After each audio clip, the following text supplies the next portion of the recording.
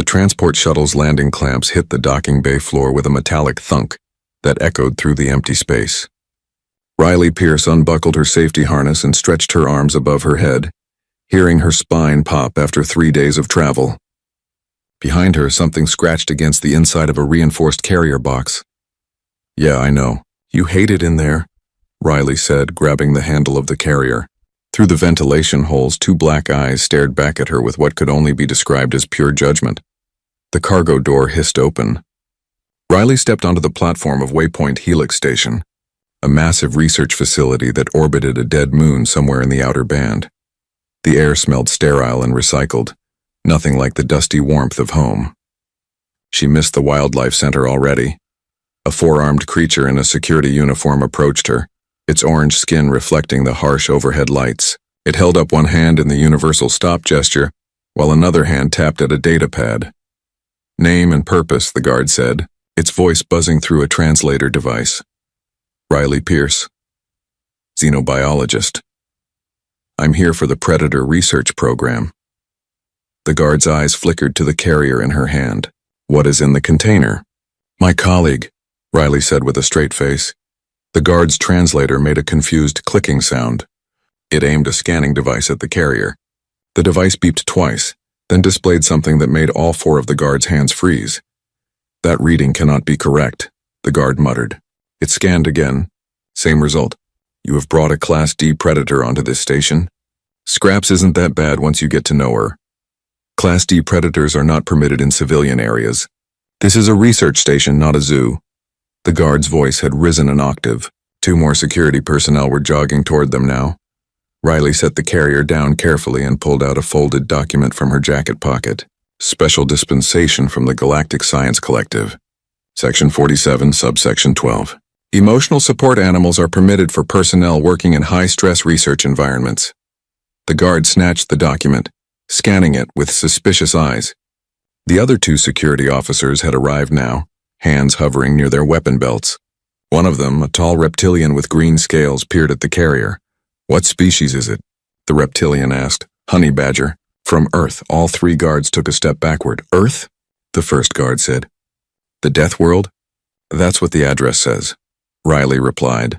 The reptilian guard bent down, trying to get a better look through the carrier's ventilation holes. A low growling sound came from inside. Then, without warning, something slammed against the carrier wall from the inside. The reptilian jumped back so fast it tripped over its own tail. From inside the carrier, Scraps made a huffing sound that Riley had learned to recognize as satisfaction. "She doesn't like people staring," Riley explained. The original guard was still reading the document, its translator working overtime.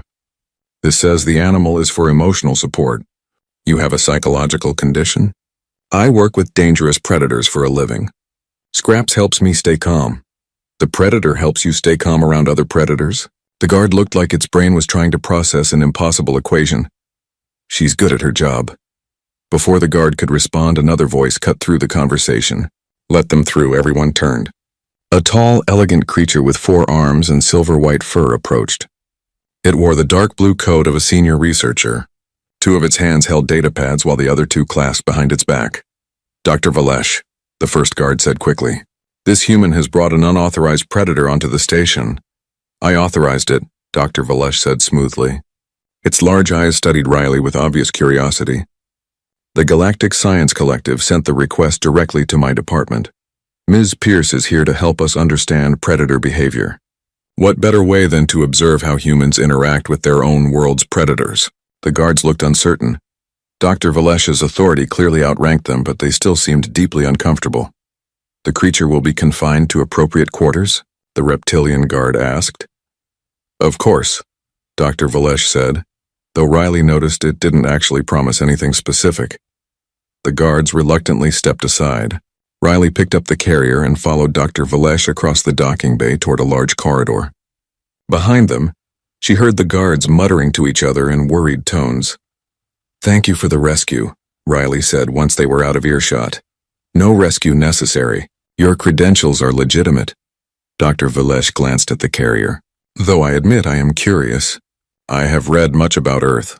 They say it is the most hostile inhabited world in the known galaxy. It's got some rough neighborhoods." Riley agreed. And you brought one of its predators here as a companion? Scraps and I have an understanding. They walked through corridors filled with beings of dozens of different species. Most gave the carrier a wide berth when they passed. Some pulled out communication devices and started talking rapidly. Riley figured she'd be famous on the station within an hour. Dr. Valesh led her to a residential section with smaller corridors and dimmer lighting. These are the human-compatible quarters. Temperature, atmosphere, and gravity adjusted for your comfort. Your room is at the end. The door slid open to reveal a small but functional space. Bed, desk, bathroom unit, food preparation area. A window showed the starfield outside. I will need to see the creature eventually, Dr. Valesh said. For the records. Sure, let me get her settled first. Riley set the carrier on the floor and opened the latch. Scraps exploded out like she'd been shot from a cannon. She hit the floor running, claws scratching on the metal surface as she made a lap around the entire room in about 5 seconds. Then she stopped, sniffed the air, and immediately tried to climb the desk. Dr. Valesh had backed against the wall, all 4 hands raised defensively. Riley walked over and scooped Scraps up. The honey badger made annoyed grunting sounds but didn't resist. This is Scraps. Scraps, this is Dr. Valesh. Be polite. Scraps looked at the alien researcher. Then she yawned, showing impressive teeth. Dr. Valesh's eyes were very wide. How much does it weigh? About 12 kilograms. 12 kilograms, Dr. Valesh repeated slowly. And it is classified as Class D. Honey badgers are tough, Riley said. She set Scraps on the bed, where the animal immediately began investigating the blanket. They've got thick skin, strong jaws, and basically no fear response. Back home, they're known for fighting off lions and raiding beehives. Lions? Big cats. Apex predators where I'm from. Dr. Valesh made a note on one of its data pads. Your world is strange. You'll get used to it, Riley said. But as Scraps discovered the ventilation grate and started trying to pry it open with her claws, Riley had a feeling the station wouldn't get used to anything. Alarms screamed through Riley's quarters at what her body insisted was 3 a.m. She rolled out of bed, tangled in unfamiliar sheets, and smacked the wall panel until the noise stopped. Then she noticed the empty bed beside her. Scraps was gone. The ventilation grate lay on the floor. Screws scattered around it like evidence at a crime scene. Riley pressed her palms against her eyes and sighed deeply. Of course you did. She pulled on her uniform and boots, grabbed her data pad, and headed into the corridor. 2 maintenance workers rushed past her, talking rapidly in a language her translator couldn't quite catch. Whatever they were saying, they looked panicked. Riley followed the sound of shouting to the cafeteria 3 levels down. The doors were propped open and a small crowd had gathered outside. She pushed through to find Administrator Gorham standing in the middle of the room, his insectoid body quivering with rage. His antennae pointed straight up in what Riley had learned meant extreme agitation. Where is the human? Gorham demanded. His compound eyes swept the crowd and locked onto Riley. You! Control your animal. Riley looked past him. Scraps was on one of the long dining tables, surrounded by spilled food containers. She had something in her mouth that looked like it might have been someone's breakfast. Her snout was covered in what appeared to be purple jam. Scraps, come here, Riley called. Scraps looked at her, looked at the food, and turned her back to continue eating. That creature has contaminated 17 meal preparations, Gorham said, each word sharp and precise. It has triggered security alarms in 4 different sections. It has stolen identification badges from 2 security personnel, and now it is consuming food meant for the research staff. She was probably hungry, Riley said, walking slowly toward the table. When did you last eat, Scraps? Scraps made a satisfied grunting sound and knocked over another container. A young worker near the back of the crowd giggled. Gorham's head whipped around so fast his antennae blurred. This is not amusing. This station houses the most dangerous specimens in the galaxy. We maintain strict protocols for a reason. If one animal can bypass our security systems, what does that say about our ability to contain the actual threats? He had a point, Riley admitted silently. She reached the table and held out her hand. Come on, girl. Let's go. Scraps considered this. Then she grabbed one more piece of food in her jaws and walked over to Riley, claws clicking on the table surface. Riley picked her up, ignoring the jam that immediately transferred to her uniform. I apologize, Administrator. It won't happen again. It will not happen again because the animal will be confined or removed from this station, Gorham said. I am calling an emergency committee meeting this afternoon. You will attend? Riley nodded and carried Scraps out of the cafeteria. Behind her, she heard the maintenance workers complaining about the mess. Someone mentioned having to sterilize the entire food preparation area. Back in her quarters, Riley set Scraps in the bathroom unit and turned on the water. The honey badger made angry sounds but submitted to being cleaned. Riley had discovered years ago that Scraps actually enjoyed baths once she got used to the temperature. "You're making my life very difficult," Riley told her. Scraps sneezed water in her face. The afternoon meeting took place in a circular conference room with too many chairs and not enough windows. Riley sat between Dr. Valesh and a nervous-looking maintenance worker named Pim, who kept glancing at the carrier Riley had been forced to bring. Scraps was locked inside again, making occasional scratching sounds that echoed in the quiet room. Administrator Goram stood at the front, displaying security footage on a large screen. It showed Scraps crawling through ventilation ducts, squeezing through spaces that looked impossible, and at one point hanging upside down while trying to reach a food storage unit. As you can see, the creature has accessed 17 restricted areas in less than 24 hours, Goram said, including maintenance passages that should be impossible to enter without proper tools. Honey badgers are excellent climbers and diggers, Riley explained. And they're smart. If there's a way in, they'll find it. That is precisely the problem, Goram replied. If it can find a way in, so can potentially dangerous specimens if they ever escape containment. Actually, Dr. Valesh said, raising two of its hands, that is valuable information. We should be grateful for this demonstration of our security weaknesses. Goram's antennae twitched. You want to thank the creature for breaking our protocols? I want to learn from it, Dr. Valesh said. Earth is classified as a Class 7 death world. The fact that this relatively small predator can navigate our station so easily tells us something important about adaptation and intelligence. Another researcher, a floating jellyfish-like being in a water-filled suit, pulsed agreement. Dr. Valesh has a point. We study predators here, but most of us have never actually dealt with one outside of controlled environments. The human and her companion represent a unique opportunity. An opportunity for disaster, Goram muttered. Riley felt she should say something. Look, I understand the concern, but Scraps isn't dangerous to people unless they threaten her or me. She's just curious and food-motivated. Back on Earth, my family runs a wildlife rehabilitation center. We've worked with hundreds of animals. The key is understanding their behavior. And what does her behavior tell us? Asked the jellyfish being. That your security is designed to keep things in, not out, Riley said. Scraps found every weak point because she thinks like a predator. She's looking for food, shelter, and interesting things to investigate. Your containment fields and locked doors work great against creatures trying to escape. But something trying to get in? That's a different problem. The room fell silent. Several researchers were taking notes now. Pim raised a tentative hand. The human has a point. Last month we had a specimen that nearly breached containment by exploiting a maintenance access point. If we had thought like a predator instead of just following protocol, we might have seen it coming.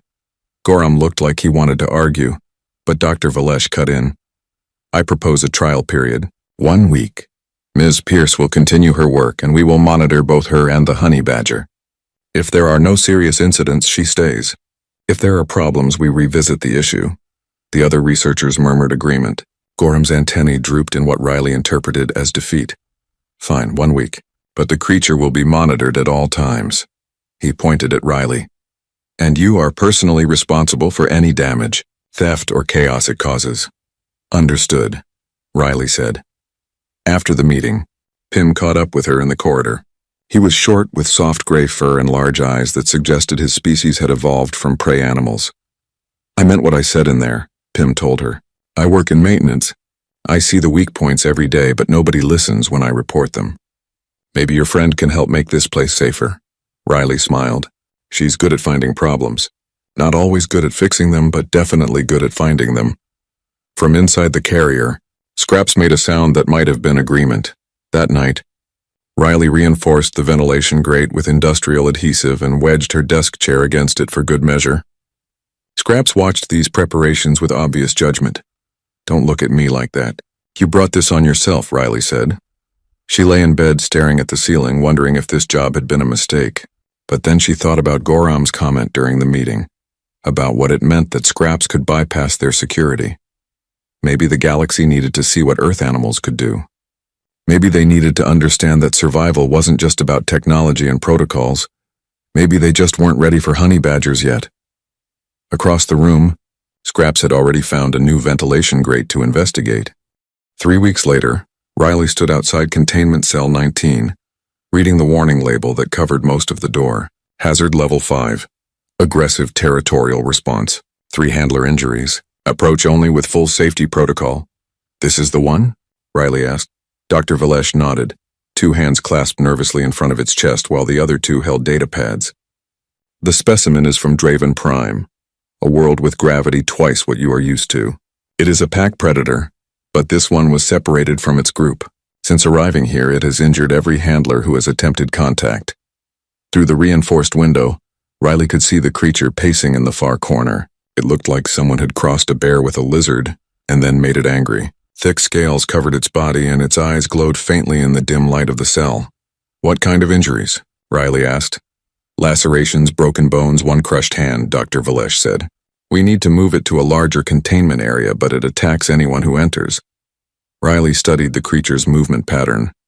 The pacing followed the same route every time, staying close to the back wall. Its head swung left and right at regular intervals, checking for threats. It's scared, Riley said. Scared? Dr. Valesh's tone suggested it thought Riley might be joking. That creature weighs 400 kilograms and has claws that can tear through metal. Doesn't mean it can't be scared. Riley pointed at the pacing pattern. Look how it moves. That's not aggression. That's stress. It's in an unfamiliar place, separated from its pack, and every time someone comes in, they're carrying weapons and moving like predators. Of course it attacks. It thinks it's defending itself. Dr. Valesh made a note on one of its data pads. So how would you approach it? Same way I'd approach Scraps when she's upset. No weapons, no aggressive body language. Give it space to retreat if it wants to. You will be injured, Dr. Valesh said flatly. Maybe, but I don't think so. Riley checked the environmental controls beside the door. The temperature was set low, probably to keep the creature sluggish. Can you raise the temperature 5 degrees? And lower the lights? That will make it more active. It will also make it more comfortable. Comfortable animals are less defensive. Dr. Valesh looked uncertain but adjusted the controls. Riley waited while the changes took effect. Inside the cell, the creature stopped pacing and lifted its head, tasting the warmer air. Okay, I'm going in, Riley said. Watch through the window. If it charges, don't open the door. Let it calm down first. This is inadvisable, Dr. Valesh said, but it moved to the observation window. Riley opened the door slowly, making sure the creature heard her coming. No surprises. She stepped inside and left the door open behind her, giving the creature a clear view of its escape route if it wanted one. The creature's glowing eyes fixed on her immediately. Its lips pulled back, showing rows of sharp teeth. A low rumbling sound came from its chest. Riley sat down on the floor. The creature's rumbling got louder. It shifted its weight, muscles tensing under those thick scales. But it didn't charge. You're mad, huh? Riley said in a calm voice. The creature couldn't understand her words, but tone mattered. Can't blame you. This place is weird, cold, quiet. You miss your pack. The creature took 1 step forward, then another. Riley kept perfectly still, her hands relaxed on her knees. No direct eye contact, but she tracked its movement in her peripheral vision. Every muscle in her body wanted to tense up, to prepare for an attack. She forced herself to breathe slowly. The creature came closer, close enough that Riley could smell the musky scent of its scales. It lowered its head, sniffing at her hair. Yeah, I probably smell weird too, Riley said softly. Different planet, different food. Everything's strange here. The creature circled around her, still making that rumbling sound, but quieter now, more curious than threatening. Riley remained still while it investigated her from every angle. Finally, the creature sat down about 2 meters away, still watching her but no longer tense. They stayed like that for 10 minutes. Riley didn't move. The creature gradually relaxed, its breathing becoming steadier. When Riley finally stood up slowly, the creature tracked her movement, but didn't react aggressively. She backed toward the door, keeping her movement smooth and predictable. Outside, Dr. Valesh was staring at her like she'd just performed magic. How did you do that? The researcher asked. I didn't do anything. I just stopped being a threat. Riley closed the door carefully. Give it another day to settle, then try moving it with 2 handlers instead of 4. Less overwhelming. And approach from the side, not straight on. Direct approach triggers defensive response. Dr. Valesh was typing rapidly on both data pads. This is remarkable. You had no defensive equipment, no weapons, and it simply accepted your presence. It didn't accept me. It tolerated me. There's a difference. Riley watched through the window as the creature returned to its pacing, but the pattern was less frantic now. It still doesn't trust anyone here, but at least it knows not everyone is trying to hurt it. Word spread through the station fast. By the next day, 3 other departments had requested Riley's help with difficult specimens. Administrator Gorham sent her a message that was technically approving, but read like he was suspicious of her success. Pim found her in the cafeteria during lunch, carrying a tray piled with food that looked like colorful paste. "Everyone's talking about you," Pim said, sitting down across from her. "They're calling you the animal whisperer." Riley made a face. "I hate that term. I don't whisper to them. I just pay attention to what they're already saying. Most researchers here study animals like they're machines," Pim said. "They look at chemical responses and neural patterns, but they don't think about feelings. Your people were prey animals, right?" Riley asked. Pim nodded, his large eyes blinking slowly. "My ancestors spent millions of years hiding from predators. We only built civilization after the predators on our world went extinct. Even now, seeing creatures like that one from Draven Prime triggers instinct panic. But you work here. I work in maintenance. I fix the systems that keep the predators locked away." Pim stirred his pace thoughtfully. "You're different, though.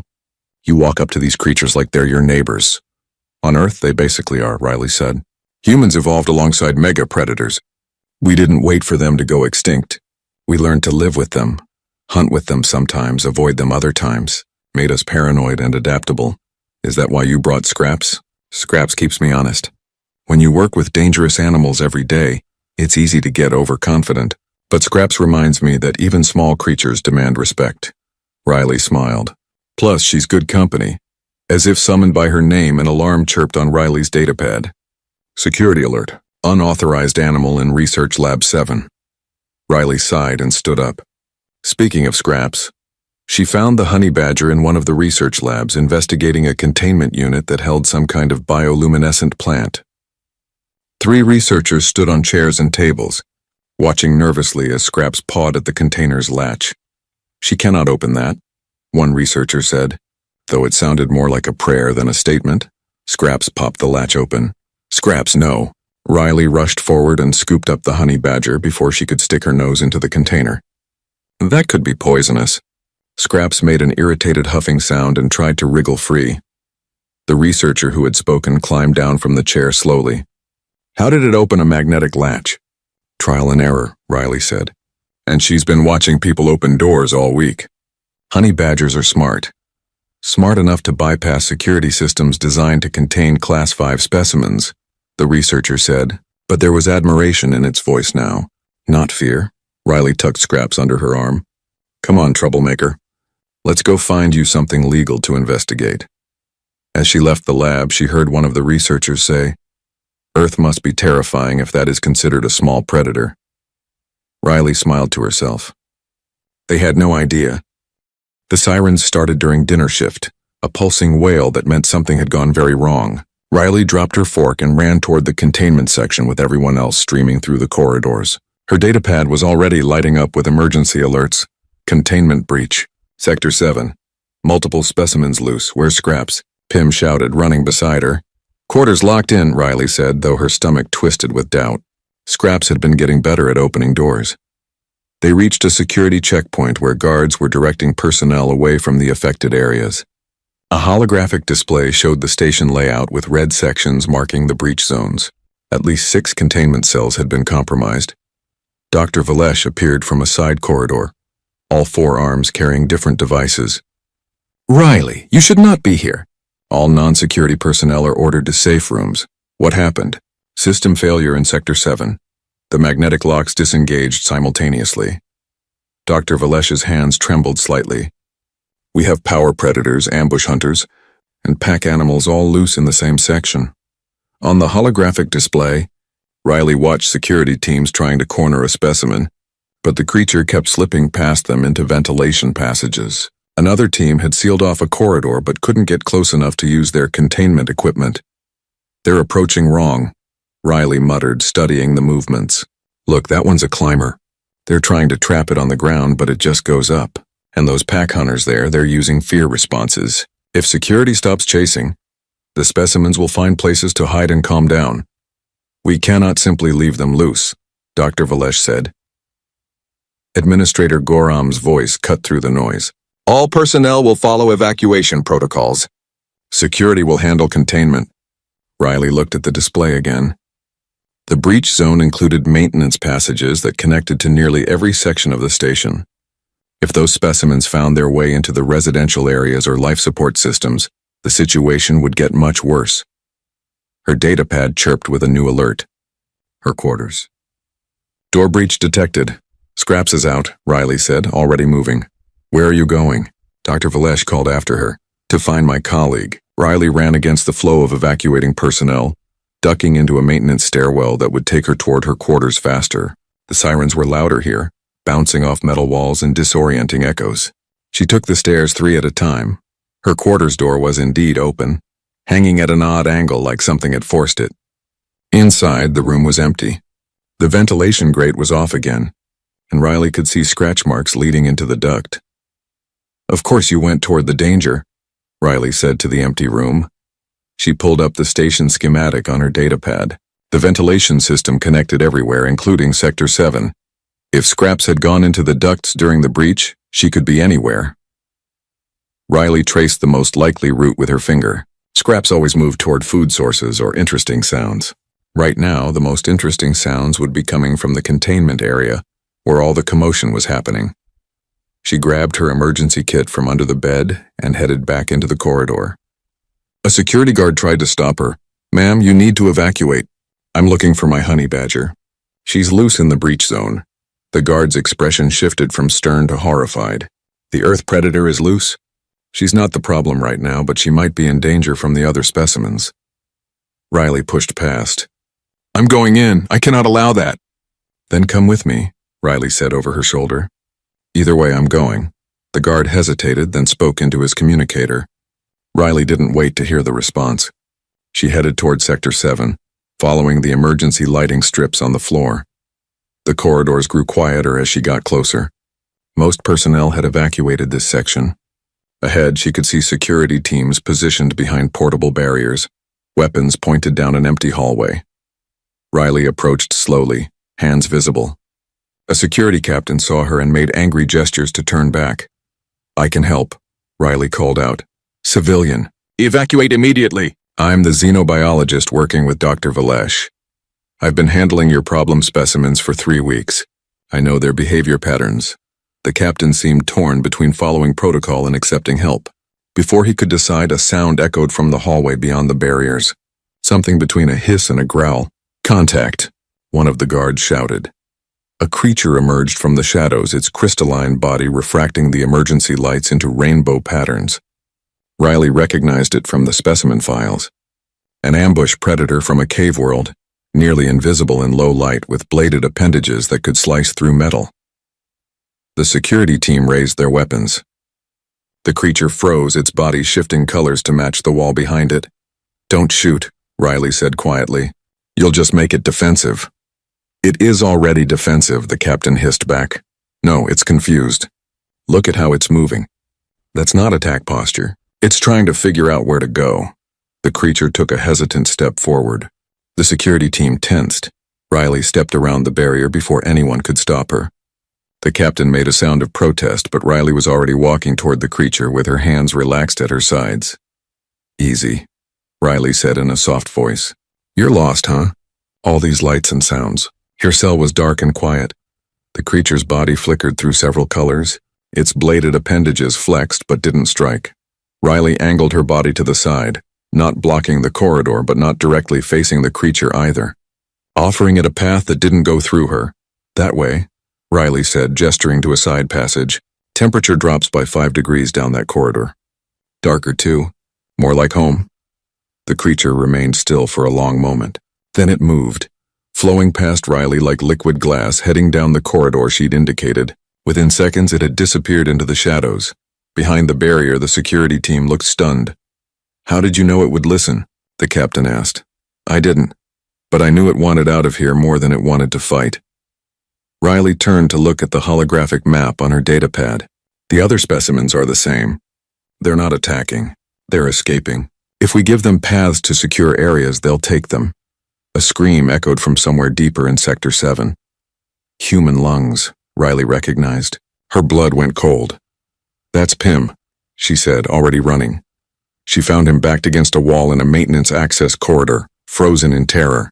3 creatures surrounded him, low to the ground, moving in that coordinated pattern that pack hunters used. And sitting between Pim and the pack hunters, looking annoyed at the interruption, was Scraps. The honey badger made her warning sound. That distinctive huff growl that Riley knew meant she was prepared to fight. The pack hunters circled warily, trying to find an opening, but every time one moved closer, Scraps shifted position to stay between them and Pim. Riley understood immediately. The pack hunters recognized prey behavior in Pim. His fear scent probably triggered their hunting instincts. But Scraps was something they couldn't categorize. Too small to be a real threat, but too aggressive to ignore. "Scraps, good girl," Riley called out, walking forward slowly. "Pim, don't move." The pack hunters' attention shifted to Riley. They spread out, surrounding both humans now. Riley could see their muscles tensing, preparing to rush. She pulled a ration bar from her emergency kit and tossed it to the side. The nearest pack hunter's head snapped toward the movement. Riley threw another bar in a different direction. "You're hungry, not angry," Riley said. "Let me help with that." She tossed the remaining bars from her kit, scattering them across the corridor. The pack hunters broke formation, each going after food. Their coordination dissolved into individual hunger. Riley grabbed Pim's arm. "Walk slowly. Don't run." They backed away down the corridor while the pack hunters ate. Scraps waddled after them, casting one last warning look at the distracted predators. Once they were around the corner, Pim collapsed against the wall. "They were going to kill me." "Probably," Riley agreed. But Scraps had other ideas. "Where did she find you?" "I was looking for you." Then the alarm started and I got turned around. Pim looked at Scraps with new appreciation. She just appeared and stood between me and them. "Why would she do that?" Riley picked up Scraps, checking her for injuries.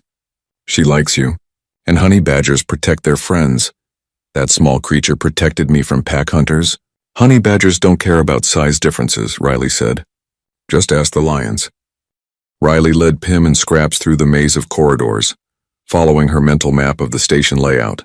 The emergency sirens had stopped, replaced by an eerie quiet that somehow felt worse. Her datapad showed that 5 specimens were still unaccounted for, and the biggest problem was still contained in Lab 9. "What's in Lab 9? Pim asked, noticing where Riley's attention kept going on the display. "The nightmare specimen from Hellscape Tertius," Riley said. "They've been trying to study it for 6 months, but it kills anything that comes near. The researchers use robots to feed it, and its containment failed too. The door opened, but according to sensors, it hasn't left its cell." Riley frowned at the data. "That doesn't make sense. Why would a predator stay in a cage when the door's open?" They found Dr. Valesh coordinating with security teams near the entrance to Lab 9. The researcher looked exhausted, its fur matted with stress sweat. "Riley, thank goodness you are alive. We thought you were in the breach zone." Dr. Valesh noticed Scraps tucked under Riley's arm. "And you found your companion." "She found us, actually. Saved Pim from pack hunters." Riley looked at the sealed door to Lab 9. "What's the situation?" "The specimen has not emerged. We have visual confirmation it remains in the containment cell, but the door is wide open. Security wants to seal the lab remotely, but if we do that, we cannot retrieve the specimen. It is the most valuable research subject on this station." "Can I see the video feed?" Dr. Valesh pulled up the camera view on a datapad. The cell was large and dark, designed to mimic the creature's home environment. Riley could see the massive form in the shadows, lying in what looked like rest posture, and there, sitting right in the doorway of the cell, was the reason it hadn't left. Another specimen. Something small and multi-legged from the containment unit next door. It was blocking the exit, its body language suggesting territorial defense. "The specimen is trapped by something a fraction of its size," Riley said. "It could easily kill that creature, but it's not attacking." "Perhaps it is not hungry," Dr. Valesh suggested. Or perhaps it doesn't understand what it's seeing. Riley set Scraps down carefully. That blocking creature is from a desert world, right? Operates on threat display? Correct. It inflates its body and shows bright colors to ward off predators. Riley thought about the nightmare specimen from Hellscape Tertius. The planet had no sunlight, only volcanic heat. The creatures there hunted by sound and movement in complete darkness. Bright colors would mean nothing to them. It can't interpret the threat display, Riley said. In its world, that behavior doesn't exist. So it's cautious, waiting to understand what it's dealing with. How does that help us? Pym asked. Riley looked at Scraps, who was sniffing the air with interest. We show it something it does understand. Absolutely not, Dr. Valesh said, understanding her intention immediately. That creature has killed 4 of our research drones. I cannot allow you to enter that lab. I'm not suggesting I go in alone. Riley picked up Scraps again. But I think our friend here can help. She's small, non-threatening in size, but her behavior is pure predator. The specimen might recognize that. Administrator Gorham's voice cut through the discussion. He'd arrived with a security escort, his antennae vibrating with agitation. The human wants to send her animal into the most dangerous containment unit on this station? Not send. Accompany, Riley corrected. And before you say no, think about this. That specimen represents years of research and cost millions of credits to acquire. If we seal the lab remotely, we'll need to use gas or other methods that might harm it. This way, we might be able to guide it back into containment without damage. Or you might die. The honey badger might die and the specimen might escape into the station, Gorham said. That's also possible, Riley admitted. But I don't think so. I've seen the behavioral data. That creature is an apex predator on a world where everything is trying to kill everything else. It's cautious. That's how it survived to become apex. Cautious predators can be worked with. Dr. Valesh looked at Gorham. The human has successfully handled every difficult specimen we have given her. Her methods are unorthodox but effective. Gorham's antennae drooped. If you die in there, I am not explaining it to the Galactic Science Collective. If I die in there, I won't care what you tell them, Riley said. They suited her up with a proximity alarm and a communication link. Security positioned themselves outside the lab with weapons ready. Though Riley doubted their weapons would do much against the nightmare specimen if it decided to attack. Riley approached the door to Lab 9 with Scraps under one arm. The small multi-legged creature in the doorway turned toward her. Its body inflating and colors brightening. Scraps made her unimpressed huffing sound. The small creature deflated slightly, confused by this response. Riley walked past it calmly, and after a moment of hesitation it scuttled away to find a new territory to defend. Inside the cell, Riley waited for her eyes to adjust to the darkness. The nightmare specimen was larger than she'd expected, easily 3 meters tall even in rest position. Its body was covered in overlapping plates that looked like volcanic rock, and steam rose from vents along its spine. It raised its head as Riley entered. She could feel its attention lock onto her even though it had no visible eyes. The communication link crackled with Dr. Valesh's worried voice. Riley, it is moving. I know. Stay calm, Riley said softly. She sat down on the floor, mimicking what had worked with the Draven Prime specimen. Scraps immediately climbed out of her arms and began investigating the cell, completely unconcerned with the massive predator watching them. The nightmare specimen's head tracked Scraps' movement. It made a sound like grinding stone. Riley stayed perfectly still. In her peripheral vision, she watched the specimen rise to its full height. It moved toward Scraps with surprising speed, but the honey badger just looked up at it and made an annoyed sound before returning to her investigation of an interesting crack in the floor. The specimen stopped, tilted its head, made that grinding sound again but quieter. She doesn't see you as a threat, Riley said conversationally. Probably thinks you're just another annoying thing in her way. Honey badgers are like that. The specimen circled Scraps slowly, the way a curious animal might investigate something it had never encountered before. Scraps completely ignored it, focused entirely on trying to dig at the crack in the floor. Riley understood what was happening. The specimen was an apex predator, used to everything either fleeing or fighting. But Scraps did neither. She simply existed in the same space, unconcerned. For a creature that relied on reading threat responses, Scraps was an impossible puzzle. Come on, Scraps. Let's check out the other room. Riley said, standing slowly. She walked toward the door, not looking at the specimen. Scraps followed her, claws clicking on the floor. And behind them, curious now instead of aggressive, the nightmare specimen followed too. Riley led them through the open door into the larger lab space. The specimen stopped in the doorway just as it had before, but now it was hesitation rather than confusion. Riley could see the empty containment cell that had been prepared for transfer, larger and with environmental controls that better matched its homeworld. She pointed at it. That one's better. More space. Better heat vents. The specimen's head turned toward the new cell. Riley walked to the entrance and stepped inside, letting it see the space was safe. Scraps wandered in after her, immediately finding the heat vents and settling beside one with a satisfied grunt. The specimen watched them for a long moment. Then it moved into the new cell, circling the perimeter once before settling near the far wall where the heat was strongest. Riley picked up Scraps and backed out slowly. Good choice. More comfortable in here. She closed the containment door gently. Through the reinforced window, she could see the specimen was already settling in, showing no signs of aggression. Outside the lab, the security team looked like they'd witnessed something impossible. Dr. Valesh was making rapid notes on all 4 data pads at once. That should not have worked, Gorham said, though his tone was more amazed than critical now.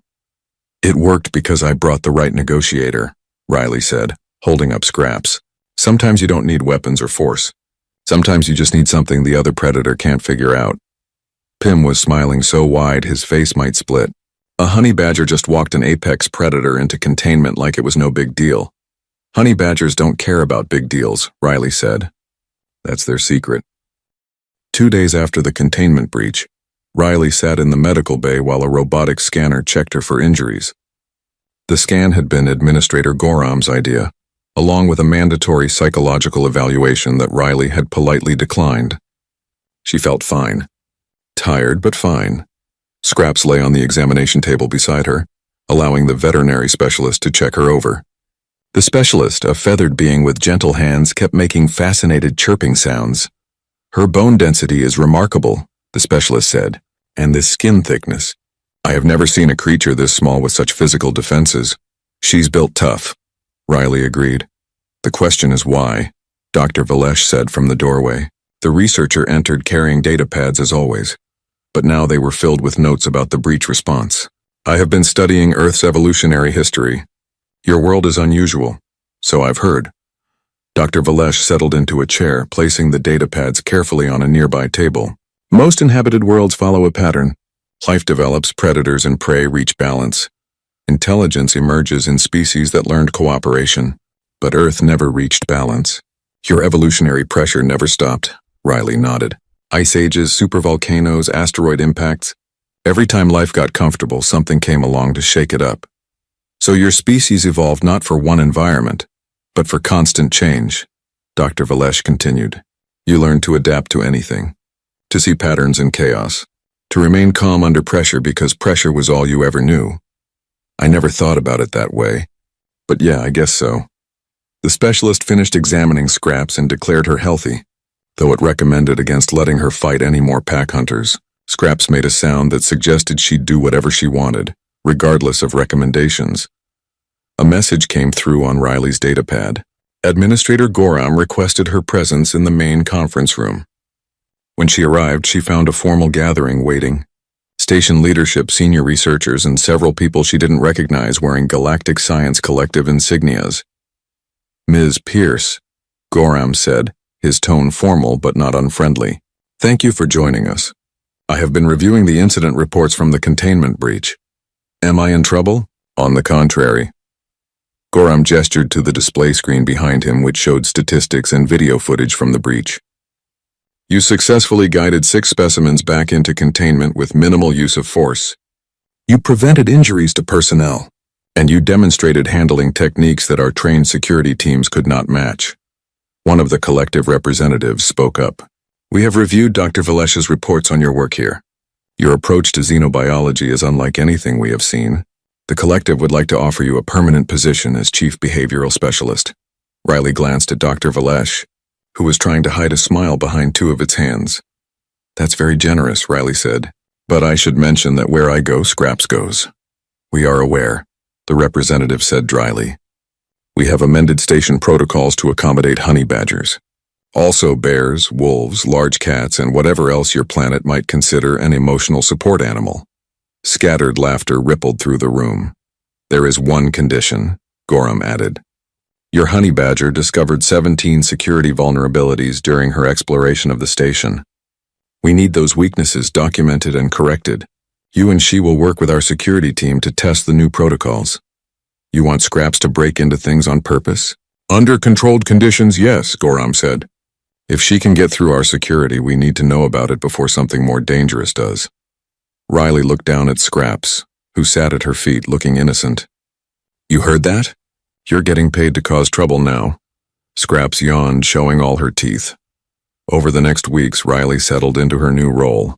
Her quarters were upgraded to a larger space with reinforced ventilation and a special exercise area for Scraps. Pym became her official assistant, learning to handle specimens using Riley's behavioral approach. Several prey species researchers came to observe, hoping to overcome their instinctive fears. Dr. Valesh published a paper titled Adaptive Intelligence in High-Pressure Evolutionary Environments that used Riley and human history as the primary case study. It became required reading at xenobiology institutes across 3 sectors. Administrator Gorham began every morning meeting by asking if Scraps had escaped overnight.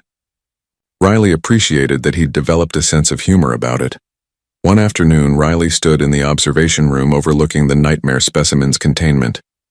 The creature had adapted well to its new environment. Research teams could now work near it using the behavioral protocols Riley had established. Pym joined her at the window. I heard you turned down transfer offers from 4 other stations. 3 stations and 1 research vessel, Riley corrected. But yeah, I like it here. The work is interesting and I've got good people around me. The others wanted you because you're good at calming predators, Pym said. But that's not really what you do, is it? What do you mean? You don't calm them. You understand them. There's a difference. Pym watched the nightmare specimen moving through its cell. That creature isn't less dangerous now. It's just less confused. You helped it understand its environment so it doesn't have to be aggressive. Riley smiled. That's pretty insightful. I learned from watching you. And from watching Scraps. Pym glanced down at the honey badger who was investigating a maintenance panel. She's not brave because she doesn't feel fear. She just moves forward anyway. That's what Earth taught you, isn't it? To keep moving forward no matter what. Before Riley could respond, alarms chirped throughout the observation room. Not emergency sirens this time, just notification alerts. A new specimen was arriving on the station. A cooperative predator from a swamp world that previous handlers had described as unpredictable and violent. Dr. Valesh appeared in the doorway. Riley, we need your assessment on the new arrival. On my way. Riley picked up Scraps and headed toward the docking bay. Pym followed close behind. As they walked through the corridors, Riley thought about what Pym had said. Earth was a harsh world that made harsh creatures. But it also made creatures that could find comfort in strange places, form bonds across species, and face nightmares with nothing but patience and understanding. The galaxy had called her planet's inhabitants lunatics. Maybe they were right. Maybe you had to be a little crazy to look at a honey badger and see a colleague, to walk up to an apex predator and offer it a better room, to bring Earth's chaos to the ordered corridors of galactic civilization. But that chaos had saved lives during the breach. It had revealed security flaws before they became disasters. It had taught prey species researchers that they could work alongside predators without fear. Sometimes the galaxy needed a little chaos. Sometimes it needed someone who didn't know that something was impossible, so they just did it anyway. Sometimes it needed Earth. The new specimen was being unloaded when they arrived. Riley studied its body language through the transport crate, already forming theories about its behavior. Scraps sniffed the air, picking up the creature's scent. What do you think? Dr. Valesh asked. Can you work with it? Riley watched the specimen settle into a defensive posture. Stressed from travel and confused by its new surroundings. She recognized that fear. She'd seen it in every creature she'd ever helped, including the ones people called monsters. Yeah, Riley said. Give me a few days. We'll figure each other out. Scraps made her huffing sound of agreement. Dr. Valesh recorded notes on a datapad. Remarkable. The human says, we'll figure each other out, as if the specimen has equal say in the relationship. It does, Riley said simply. That's the whole point. They're not just subjects to study. They're individuals trying to survive in a strange place. Just like us, she looked around at the station. At the researchers from dozens of worlds working together. At Pym standing tall despite his prey species instincts. At Dr. Valesh documenting everything for the advancement of science. Maybe that was Earth's real gift to the galaxy. Not superior strength or fearlessness, but the understanding that survival meant cooperation. That the scariest creatures could become partners if you took time to understand them. That a human and a honey badger could face down nightmares together because that's what friends did. Scraps pulled at her jacket, wanting to get closer to the new specimen. Riley held her back gently. Not yet, girl. Let it settle first, but soon. Soon they'd walk into that containment area together. Two creatures from a death world showing the galaxy how it was done. Because honey badgers don't care about impossible odds. And neither did humans.